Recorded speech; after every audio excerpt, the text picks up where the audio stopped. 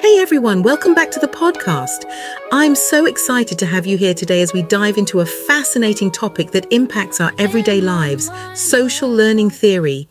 Now you might be wondering, what's that all about? Well, let me break it down for you in a way that's relatable and easy to understand. Observation plays a central role in social learning theory.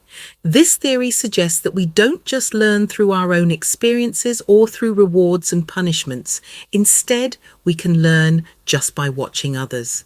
This process is often called modeling or observational learning. So let's explore some key aspects of how this works. First up, we have modeling. This is where we see someone, let's call them the model, demonstrating a behavior. And guess what? We imitate that behavior. This can happen anywhere, at home, in school, or even through social media. Think about it. How many times have you picked up a new habit just by watching someone else do it? Next, let's talk about vicarious reinforcement. This is a game changer. When we observe a model, we're not just watching what they do, we're also paying attention to the consequences they face.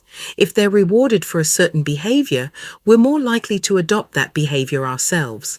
On the flip side, if they face punishment, we might think twice before following in their footsteps. Now, here's where it gets interesting.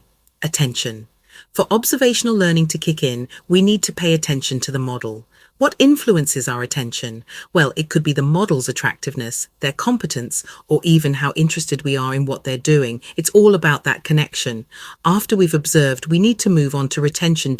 This part is crucial. We have to hold on to the information and skills we've just seen to bring them to life later.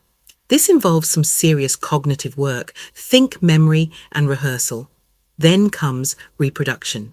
Now, just because we've observed and retained doesn't mean we can instantly do it. We need the ability to reproduce that behavior, which often requires practice and feedback. This is where the magic happens, when observation transforms into action. And lastly, let's not forget about motivation.